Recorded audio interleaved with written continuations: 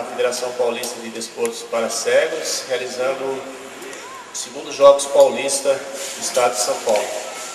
E aí, durante esses 3 dias, estão sendo desenvolvidas modalidades esportivas, modalidades paralímpicas, goalball, futebol de 5, atletismo, natação e o xadrez, que é o único dos esportes que estão sendo desenvolvidos nesses dias que não é considerado como esporte paralímpico.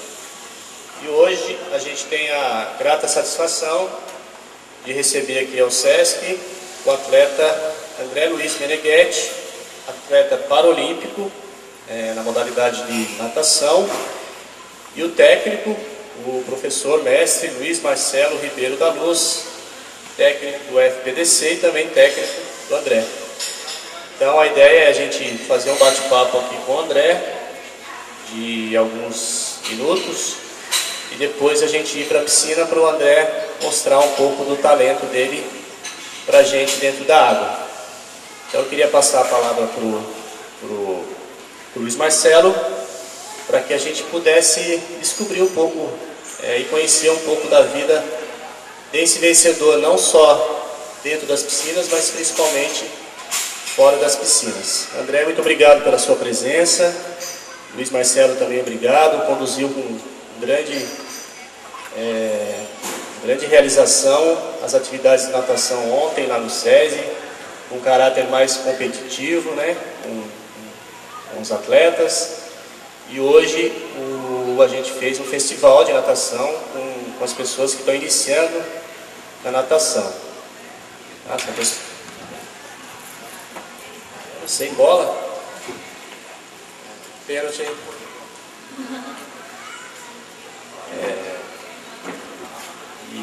Então eu queria agradecer ao Marcelo aí pelo excelente trabalho, parabenizá-lo pelo excelente trabalho que foi realizado nesses 3 dias. Então vou passar a palavra ao Luiz Marcelo para ele conduzir aqui o nosso bate-papo com o André. Bom dia a todos e a todas. Naturalmente eu quero agradecer todo o apoio do SESC. É o segundo ano que eu estou aqui presente ao evento do SESC, organizando os segundos Jogos Paulistas, né? Então o senhor teve a oportunidade de organizar ano passado o primeiro, esse ano o segundo. E o SESC é um parceiro fundamental, né? Não só para as atividades aqui da região, mas em âmbito nacional também. Então eu quero agradecer profundamente, né, porque trabalhar com vocês é sempre muito tranquilo, vocês são absolutamente organizados, corretos. É muito fácil fazer as coisas com vocês, porque vocês nos ajudam de uma maneira muito correta. Então, um agradecimento sincero, né, e muito obrigado. Deixa eu tentar fazer uma fala breve aqui, né, vou deixar o André se posicionar mais até do que eu. Só tentar me apresentar rapidamente. Meu Luiz Marcelo, né, vem trabalhando na natação paralímpica já, a gente comemora esse ano mais de 2 décadas junto à natação para pessoas com deficiência, né, de trabalho. Tive a oportunidade de estar junto com o André desenvolvendo a natação brasileira no âmbito da Confederação Brasileira de Desportos para Cegos. O André, junto com outros atletas que a gente teve a oportunidade de treinar, tiveram resultados expressivos, tanto dentro do Brasil quanto no âmbito internacional. Então, a gente quer falar um pouquinho sobre a experiência desse processo. Recentemente eu tive a oportunidade de estar falando no SESC Nacional, né, através de videoconferência, para todos os SESCs ali do Brasil, né. E uma das coisas que eu pontuei de maneira bastante clara é a perspectiva do trabalho que a gente acredita, né? Então, qual é a perspectiva do trabalho que a gente acredita? A perspectiva da inclusão, né? Então, eu dizia na época, né, o pessoal lá do Rio, que talvez eu não trouxesse nenhuma grande novidade na minha fala, porque o trabalho que a gente busca se desenvolver é um trabalho muito próximo da estrutura convencional de ensino, né? Naturalmente, quando a gente fala em estrutura convencional, essa estrutura também leva em consideração as especificidades que cada aluno tem no seu processo de ensino-aprendizagem. Então, quando eu busco fazer a adaptação do livro, ou a iniciação, ou o treinamento de uma pessoa, eu vou entender quem é essa pessoa. A pessoa com deficiência visual acontece da mesma forma, assim se dá também. com outras áreas da deficiência, né? Então, a preocupação que a gente tem ali, inicialmente é a questão da segurança, naturalmente, né? E com a facilitação do processo de ensino-aprendizagem, né? Onde você vai buscar reconhecer as capacidades do sujeito, né? Porque há uma tendência natural do ser humano, ao se deparar com uma pessoa com deficiência, enxergar aquilo que ele tem de fato como algo que é incapacitante, né? Por mais que eu queira, o André não enxerga. Então não adianta eu ficar brigando com ele para ele enxergar, certo? Então eu vou tentar fazer com que ele tenha percepções, tenha trabalhos para se desenvolver a partir daquilo que ele tem em termos de competência, né? Ótimo domínio espacial, ótima discriminação auditiva, um domínio corporal bem elaborado e todas as capacidades físicas que são intervenientes desse processo, ok? Então, assim a gente se desenvolve, tá? A questão mais técnica, a gente vai aproveitar para falar um pouco mais na borda da piscina, né? Então, o que eu queria frisar a vocês é o seguinte, que é fundamental hoje que a gente tenha parceiros, né, dentro de ambientes adequados de ensino para que as pessoas com deficiência tenham também, por consequência, um trabalho de qualidade sendo desenvolvido com elas. Eu não falo isso com orgulho, mas lá há muito tempo atrás, quem que eram as pessoas que trabalhavam com as pessoas com deficiência? Era aquele professor, infelizmente, né, e aí eu estou fazendo uma crítica à própria área, a minha área, que é a área de educação física, que não gostava muito de trabalhar não. Então ele, eu vou lá trabalhar com os deficientes, porque eles não entendem muito também, então qualquer coisa que eu faça ali está tudo certo, né? Isso não existe mais, né? Então, primeiro porque o deficiente, ele não é bobo, né? Ele é uma pessoa que tem conhecimento sobre aquilo que ele necessita e sobre as questões que fazem com que ele possa se desenvolver ou não. Então a gente tem hoje buscado, nas palestras ou nas conversas, salientar essa questão. Que é assim, o profissional de educação física ou o profissional que queira trabalhar com a pessoa com deficiência, ele tem que ser absolutamente capacitado naquilo que ele se propõe, né? No nosso caso, a natação. Então, para eu trabalhar com deficiente ou qualquer outra pessoa, eu tenho que entender de natação. Se eu não entender de técnica, se eu não entender de aprendizagem, se eu não entender de exercício e tudo mais, eu não vou conseguir fazer o trabalho, né? Então, e definir claramente em que ambiente eu quero trabalhar. Se eu vou trabalhar com iniciação, se eu vou trabalhar com aperfeiçoamento, se eu vou trabalhar com treinamento. E cada uma desses ambientes também requer um nível de conhecimento diferente sobre a modalidade que eu estou desenvolvendo, né? Então, a questão da formação é muito interessante. Ontem, conversando com o Verardi, né, que é uma pessoa que tem uma relação próxima aqui do SESC, em cargo de gestão, ele falava o seguinte, que vocês tinham conseguido contratar, acho que se não me engano, 60 novos profissionais, né, e tal. E ele perguntou, quem teve aqui na graduação a disciplina de educação física adaptada?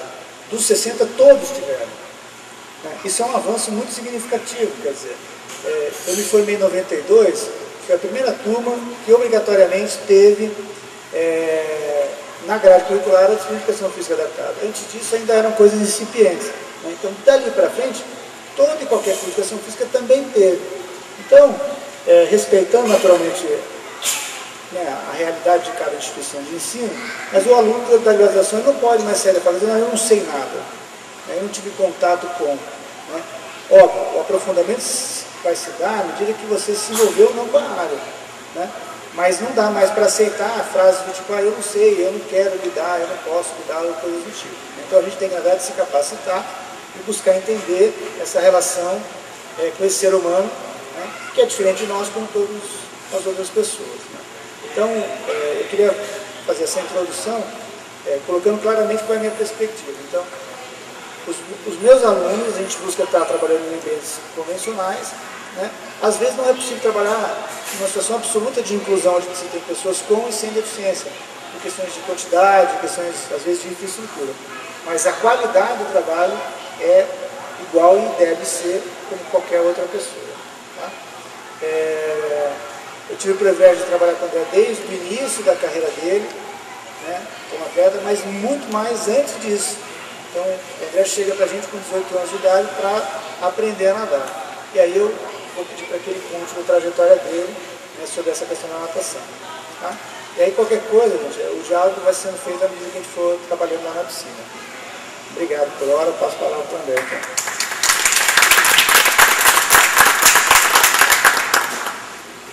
Bom dia a todos. Meu nome é André Meneghetti, sou atleta paralímpico. Falar um pouquinho da minha história, de como tudo começou.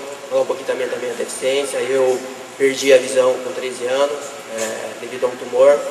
Na verdade começou desde 2 anos e 8 meses, aí eu tratei e aí acabei ficando cego com 13 anos. Com 18 anos foi onde eu realmente comecei o esporte, mas antes eu entrei com 16 anos numa instituição chamada Centro Cultural Luiz Braille, onde fiz minha reabilitação, onde eu conheci também o professor Luiz Marcelo, onde a gente realmente começou um trabalho. Aí depois, realmente com 18 anos, foi onde eu comecei realmente no esporte. Na verdade eu comecei como um processo de reabilitação. Depois eu comecei realmente a treinar, a participar das competições. Inclusive a minha primeira competição foi em 1998, também num festival como esse, né, realizado pela Federação Paulista, e nem o apoio aqui do SESC. São eventos importantes e foi um evento desse que eu surgi. Inclusive foi uma prova, 2 provas de 25, fiz uma do livre, ou de costa, inclusive eu ganhei as 2 provas. Depois disso, a minha evolução ela foi muito rápida. No ano seguinte, já em 99, eu consegui a minha primeira seleção brasileira, o meu primeiro Pan-Americano, onde eu consegui minhas 2 primeiras medalhas internacionais. Aí depois disso eu deslanchei, eu tive assim, vários resultados expressivos. Eu realmente fui a 5 Pan-Americanos, 4 mundiais, consegui realmente o meu maior feito, que foi realmente uma Paralimpíada em 2004, acho que é o maior evento para um atleta, seja ele deficiente ou não, e eu consegui realmente chegar lá. Esse ano aqui também eu estou tentando mais uma vez tentar chegar lá, que agora a Paralimpíadas de Londres, né? Estamos trabalhando aqui com o meu treinador Marcelo, tem aqui o Ricardo, o Diego, a gente está fazendo aí um trabalho, a gente consegue chegar lá. E realmente dizer que realmente o esporte realmente mudou a minha vida, né? Eu achei que antes de conhecer o esporte, minha vida tinha acabado, né? Por causa de me enxergar, mas depois do esporte, eu vi que minha vida só tinha começado, né? Assim, tudo que eu tenho hoje, que eu conquistei, realmente foi através do esporte. Então, assim, eu tenho muito realmente a agradecer, mas não só o esporte, as pessoas que me ajudaram, né? Que realmente o Marcelo, há muitas outras pessoas que não estão aqui, e eu realmente tenho só agradecer.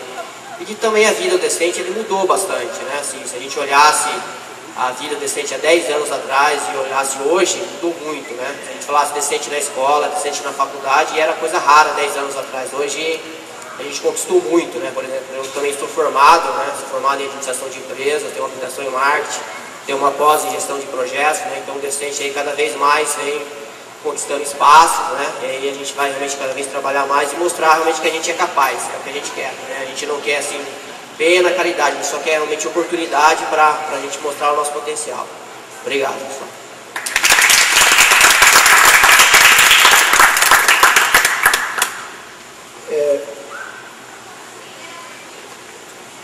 A gente tem aqui também a presença do pai do André, que está filmando, né?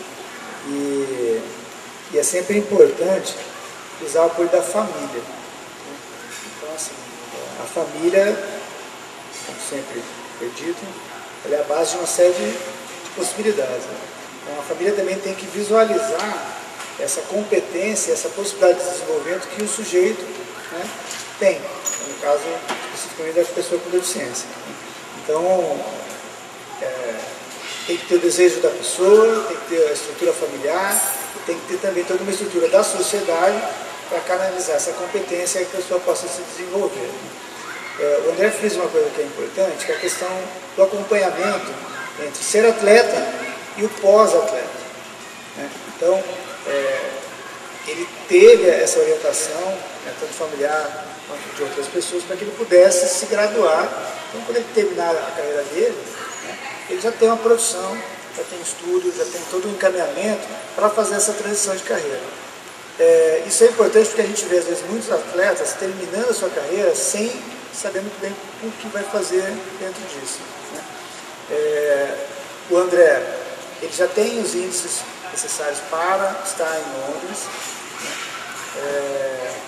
Mas isso só não basta, tá? Como é que funciona essa convocação para Londres? Você tem que ter os índices, mas as vagas, elas são por país. Então, cada país, em função dos resultados que ele vai ter no período, né, do ciclo olímpico e paralímpico, ele vai ganhando vagas ou perdendo vagas. O número de vagas para o Brasil ainda não está estabelecido, né? Em Pequim foram, se não me engano, 24 vagas, né, velho? É isso?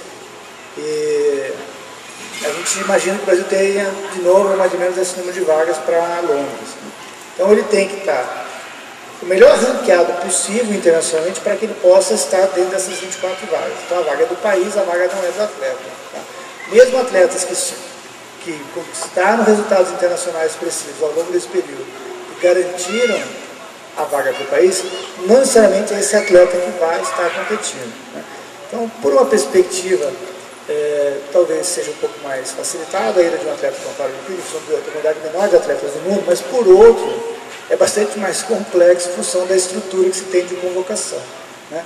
Então, a gente está numa luta aí, né? O Comitê Paralímpico, esse ano ele tomou a atitude de inscrever um número maior de atletas para Londres, não deve estar inscrito, mas a gente tem que ratificar e conseguir de fato carimbar essa vaga para Londres. Né?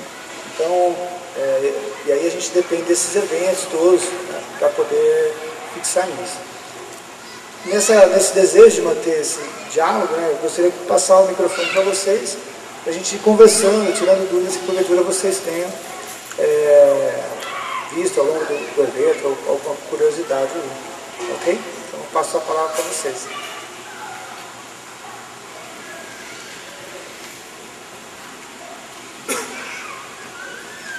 Alguém quer iniciar? Uma pergunta aí, uma curiosidade?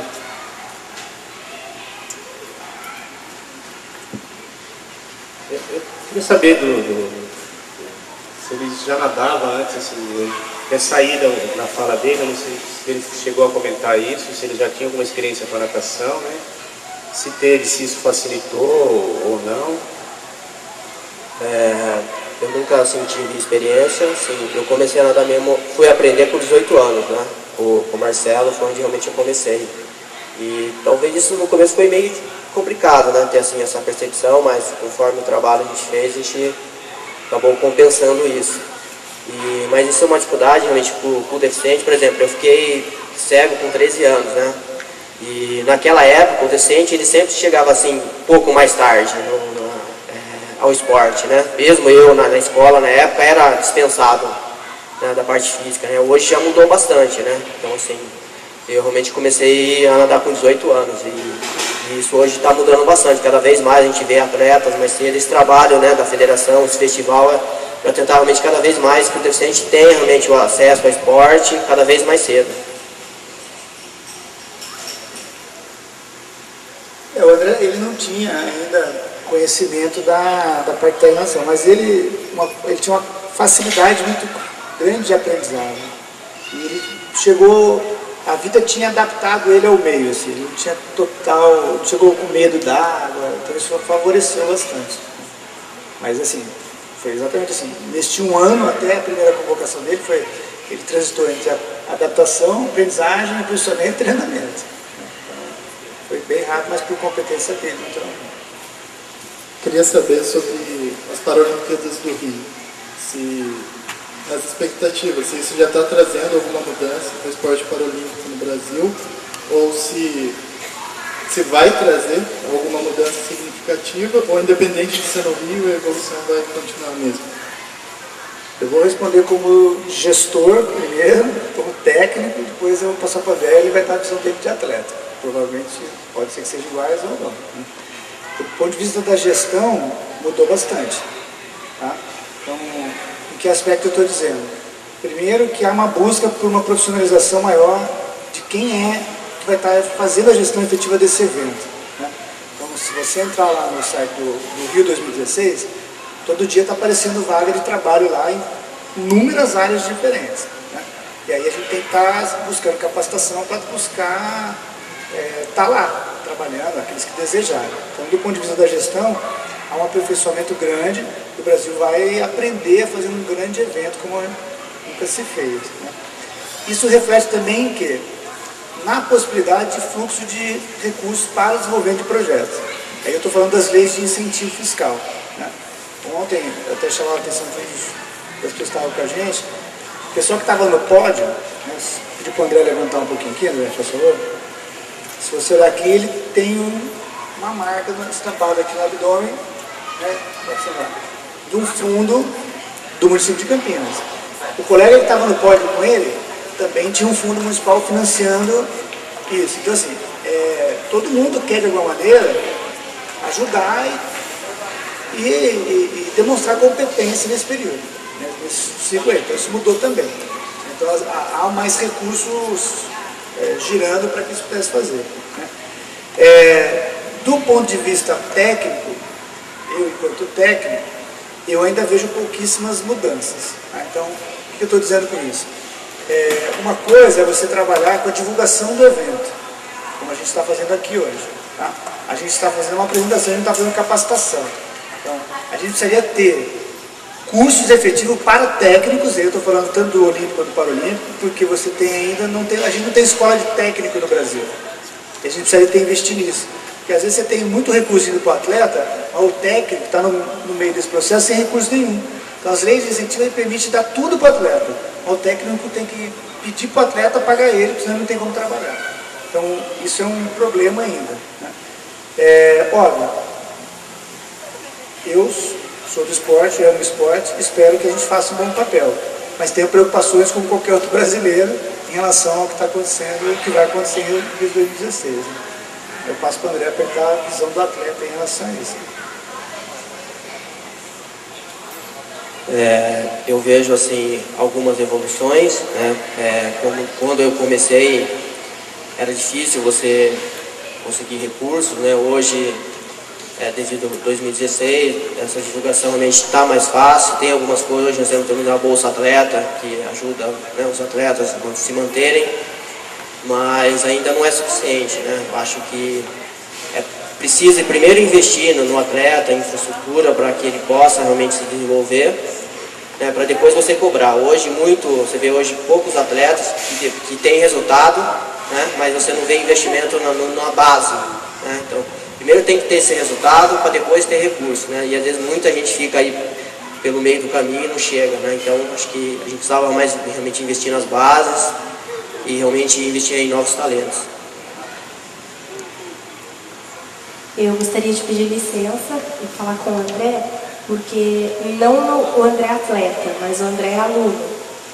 A nossa área é uma educação física, então eu queria perguntar se você tem alguma experiência na sua graduação, com os professores, como você mencionou que fez uma faculdade. Queria perguntar como é que foi isso, você numa sala de aula, fora o André atleta, e qual foi a sua dificuldade, a maior? O que foi mais difícil para você, entrar como o André que faz natação ou o André numa sala de aula como aluno? Olha, eu diria até que eu tive dificuldade nas duas partes, né? Mas principalmente no ensino a gente tem bastante problemas também de inclusão, né? Desde a época de colegial, né? Eu lembro que eu entrei na sala de aula, acho que eu estava me formando, né? E era um professor de matemática. Aí eu sentei na sala de aula e ele falou assim: mas como que eu vou te ensinar matemática? Eu falei: não sei, esperava que o senhor me ensinasse, né? Então ele não sabia nada sobre Braille, não sabia como lidar com decência, né? E na faculdade também, por exemplo, você não tem, na faculdade, né? Não sei hoje em outras, mas é porque eu estudei, não tinha nenhum livro em Braille, você não tinha uma sala de recurso, né? Nós temos algumas, assim, mas é muito, assim, ainda pouco, né, daquilo da necessidade do deficiente. Mas está mudando, mas ainda a gente está num processo muito devagarzinho, assim, longe do ideal. Assim, a gente conquistou bastante coisa, mas a gente está longe do ideal ainda, tem muita coisa para melhorar. Assim, então eu encontrei bastante dificuldades, mas mesmo assim eu consegui eu mesmo me adaptar, eu gravava as aulas, meus pais digitavam os livros, eu mesmo tive eu mesmo adaptar muitas coisas mesmo.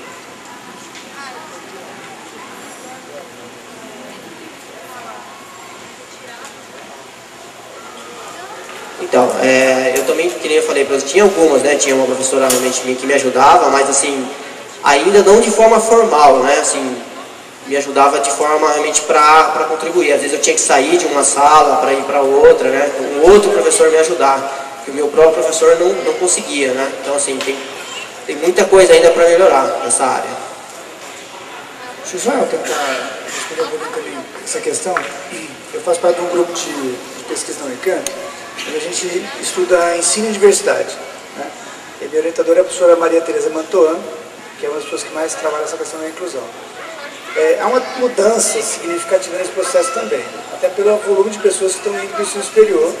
Então, um dos profissionais que estão lá com a gente estudando é o professor de física. Então, ele está estudando todo o processo de como criar metodologias para o ensino da física para o deficiente visual. Então, assim, a gente não pode mais também cair naquele senso comum de achar assim, não dá, é tudo muito difícil, ou não acontece nada. As coisas estão em movimento. Tá? Agora, recentemente a gente teve uma das colegas que estava lá defendendo o mestrado dela, e a conclusão foi mais ou menos a seguinte: a legislação, a estrutura, mas há uma necessidade da pessoa, do professor querer fazer. Então, a questão da inclusão ainda está muito vinculada às pessoas. Tem pessoas que são inclusivistas, tem pessoas que não serão. Tá? Elas têm dificuldade mesmo de lidar com a questão da diferença. Então, o ser humano está ali, ainda é determinante para acontecer ou não, mais até do que a tecnologia. Tá? A gente vai para a última pergunta, por causa do horário, e lembrando que logo em seguida a gente vai para a piscina para uma atividade prática lá com o André. Então, vamos para a última pergunta. Eu queria perguntar para o André, ele disse que ficou deficiente visual aos 13 anos. Uma estatística aqui na cidade de Taubaté diz que nós temos aqui 2.000 deficientes visuais. E a ADV, ela reconhece isso, mas diz que conhece apenas 300 deles. Eu queria saber do André, no caso dele, se os pais, na época que ele ficou deficiente, se os pais tentaram esconder isso da sociedade. Porque a sociedade, eu creio que ela quer muito ajudar, por exemplo, eventos como esse que estão tendo aqui hoje, né? Mas isso não é muito divulgado. Eu queria saber do André se aconteceu isso com ele, se os pais na época tentaram esconder a deficiência dele, ou se tentaram de alguma maneira mostrar para ele que a vida continuaria da mesma forma, não é isso? Eu queria saber isso dele. Assim, eu tenho uma irmã que também é deficiente, né? Só que a deficiência dela é mental, né? Eu sou cego. E para os meus pais foi bastante complicado. Então, assim, tinha minha irmã, que já tinha deficiência, né? E depois, com 13 anos, eu fiquei cego. No início, para os meus pais, foi difícil, né? Eles mesmos não sabiam muito lidar com isso, né? E eles, na época, tinham dificuldade mesmo de aceitar. Mas isso depois mudou, né? Com informações, depois que eu entrei na instituição Luiz Braille, isso foi mudando, né? Então, assim, que nem o Marcelo falou, a família tem muita importância, né? Então, assim, essa questão de realmente dar informação, esse trabalho que a gente está fazendo aqui, do SESC, da Federação Paulista, realmente dos trabalhos é importantíssimo para que as famílias possam realmente ajudar o deficiente, né? Então, ela tem realmente um papel fundamental para que ele possa realmente desenvolver.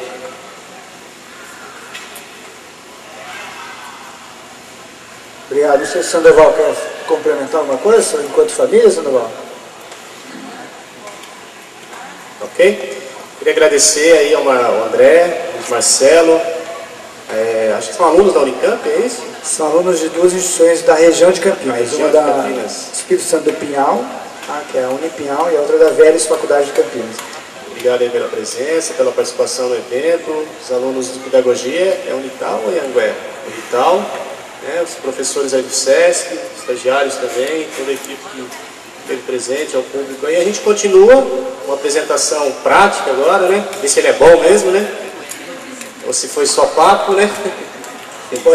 E aí, se alguém quiser, isso é verdade, se alguém quiser entrar junto na piscina, tiver com sunga aí, com exame médico, e a gente vai fazer uma experiência lá das pessoas nadarem sem poderem ter a visão, né? Se alguém quiser experimentar essa questão, fica aí à vontade também, pode até fazer um desafio aí com o André para ver se consegue ganhar uma medalha aí, ok? Então, obrigado pela presença e convido a todos para a gente dirigir a piscina aqui pelo portão lateral aqui, tá? Não pela entrada principal lá da piscina. Obrigado, André. Obrigado, Luiz Marcelo. Eu queria agradecer também essa oportunidade que vocês sempre estão nos dando de estar aqui no Vale do Paraíba. Eu falei isso da outra vez que eu estive aqui, eu quero reiterar. Eu sou oriundo de Caçapava, nasci no Vale, então assim, tenho um carinho enorme por vocês aqui da região.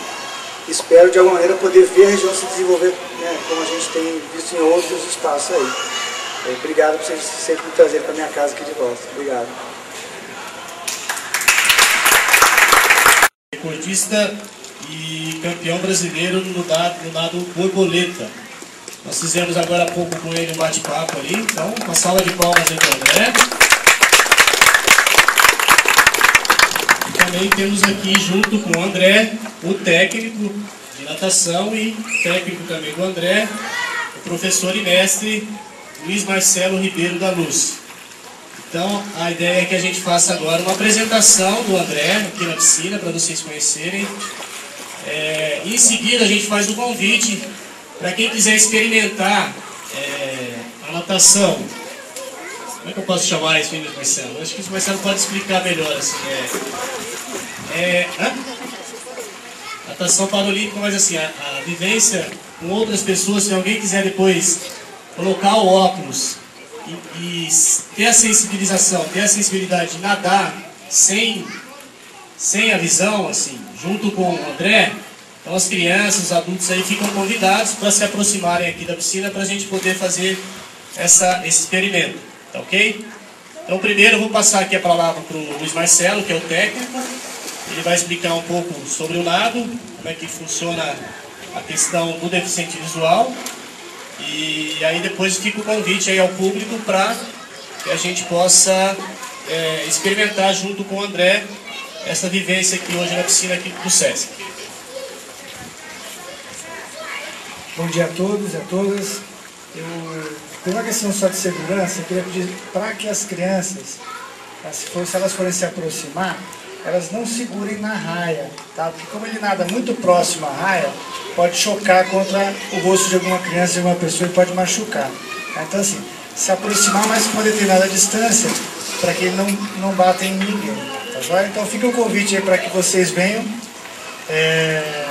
conosco prestigiar aí a natação do André. O André está ali sentadinho, né? Se aquecendo para cair na água. Enquanto ele aquece um pouco, pedir para você nadar, André, só uns 100 metros aí de crawl mesmo, para poder aquecer. Depois a gente começa. Enquanto você vai nadando, eu vou falando algumas coisas para exemplificar. Tá?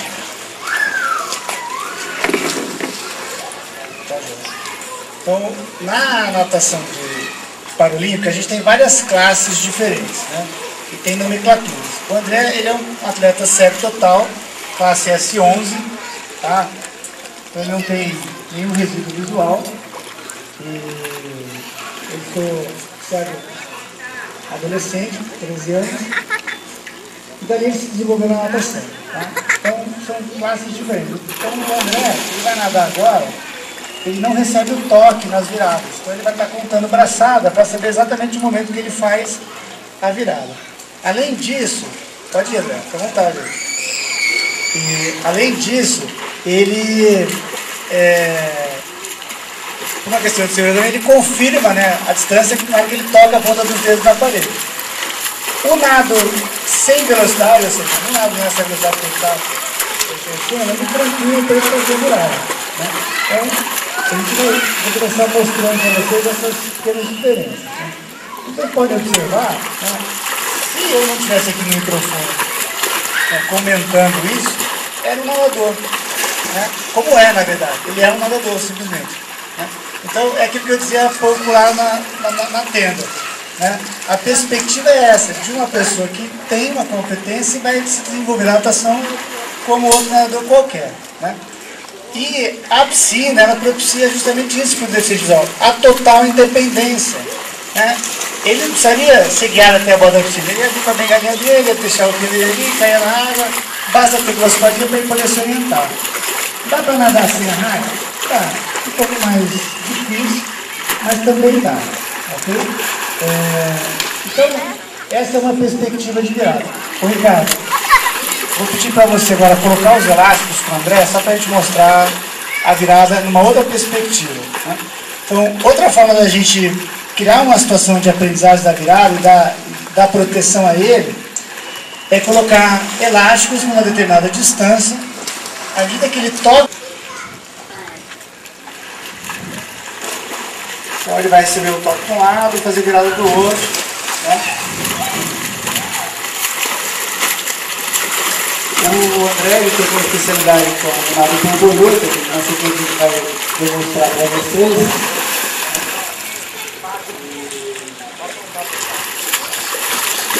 Outra característica que acaba sendo interessante da natação de céus é a necessidade de orientação pela própria raia. Você vê que às vezes ele está nadando um pouco no centro, ele aproxima da raia e ele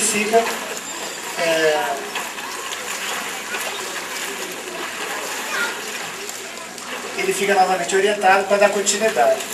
Essa piscina é a primeira vez que ele está nadando, por mais que a piscina, a piscina é tudo igual, né? Tem 25 metros, água, tal, mas não é. Você tem largura de raia que muda, você tem profundidade, ele tem que se adaptar a essa piscina. Então, ele ainda está nesse processo aí, vai ver mais um método para poder coordenar de forma absoluta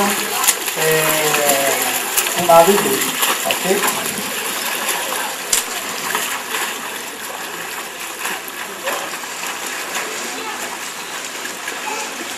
Ricardo, vem para esse lado, por favor.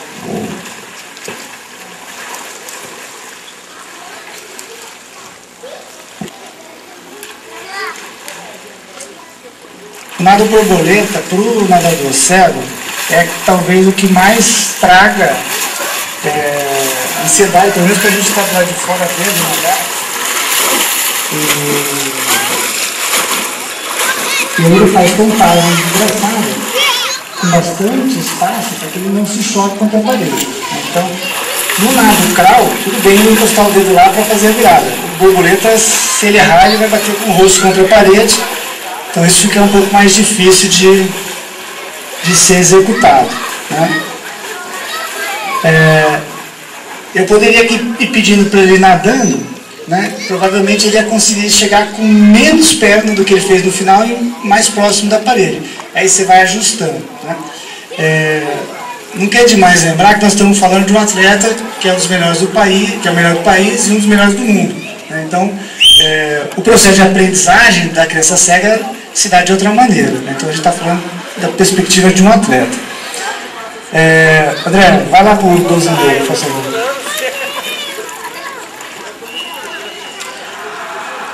Ele consegue ter, por conta de tanto tempo nadando, né, uma percepção bem próxima do que é o meio da piscina, do que é 10 metros. Então, ele já sabe bem aí onde é que é o meio, né? Passinho para trás, só.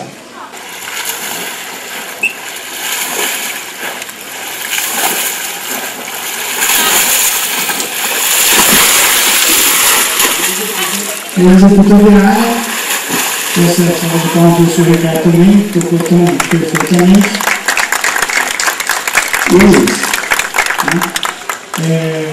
Você poderia voltar para a parede um pouquinho, por favor?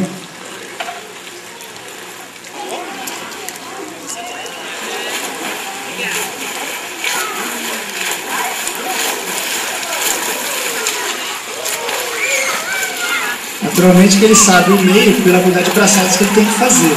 Então, assim, tem sexto sentido, tem percepção de espaço mesmo.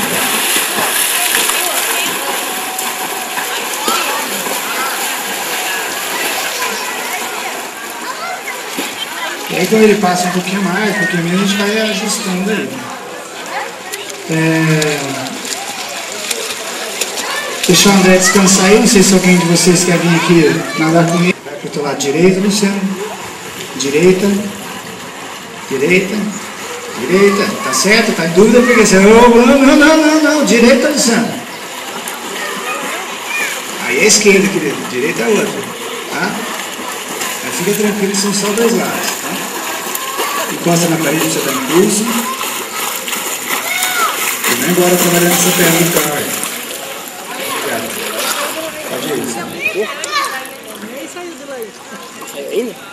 Não esquece de procurar saber onde está a raia. Pode vir, André. Vai procurando a raia, Luciano. O André está vindo do outro lado, hein? Vai procurando, vai procurando. Isso, agora solta e continua. Nós estamos aqui estabelecidos, então, dois parâmetros diferentes de orientação, né? Um do André e outro do Luciano, vocês estão vendo que a raia está abrindo em função da força da pernada, né? Por isso que a ideal, a raia está bem intensa para ele nadar menos, nadar muito mais do que a gente pode ali. Vai embora lá, Luciano. Falta só 10 metros para você chegar do outro lado. E 25 para você voltar.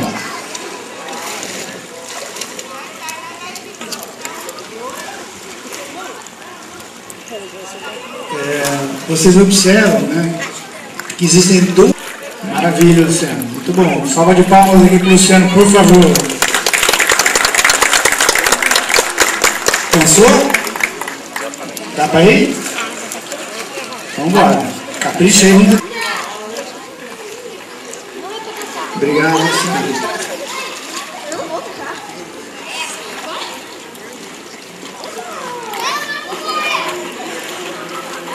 Se alguém mais quiser vir aqui vivenciar, né? Joga na água, joga na água. Obrigado, Luciano. Joga na água e deixa. Deixa eu. Não, calma.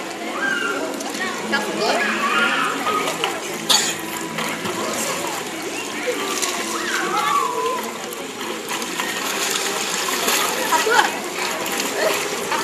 Não, vai ter que chegar de lá e pra cá.